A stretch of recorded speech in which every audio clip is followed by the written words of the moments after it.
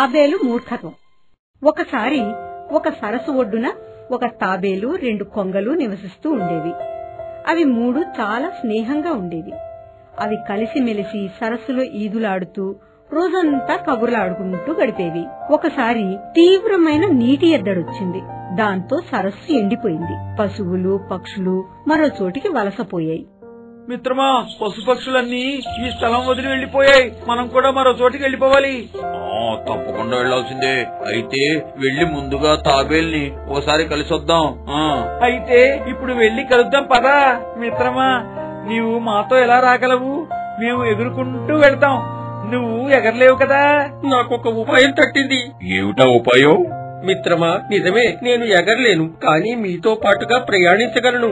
అదెలా? మీరు ఓ కర్ర పుల్లను తీసుకురండి. దాని 2 చివర్లు మీ కాళ్లతో పట్టుకోండి. పుల్ల మధ్య భాగాన్ని నా నోటితో పట్టుకుంటాను. మీరు ఎగురుతుంటే మీతో పాటు నేను వస్తాను. ఇలా మనం నీరు పుష్కలంగా ఉన్న చోటుకి చేరుకోవచ్చు. మంచి ఉపాయమేది. ఇప్పుడే కర్ర తీసుకొస్తానుండు. 2 కొంగలు ఎగురుకుంటూ వెళ్లి ఒక కర్ర పుల్లను తమ నోట కరుచుకుని వస్తాయి.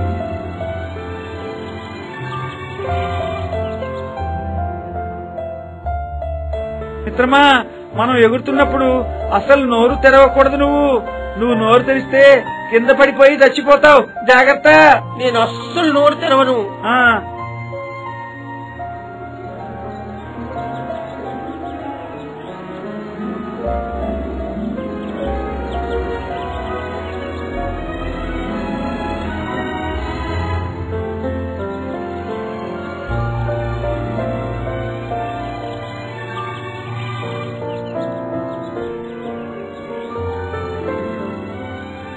జీవితంలో ఇంతవరకు ఇలాంటి విచిత్రాన్ని నేను చూడలేదే.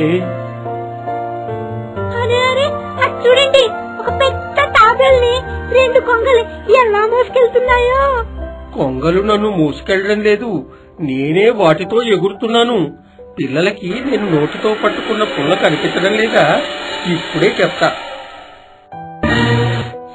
ఈ కథ ద్వారా మిత్రుల సలహాను పాటించాలని, ఆపదలు కోరి తెచ్చుకోకూడదు అని తెలుస్తుంది కదూ.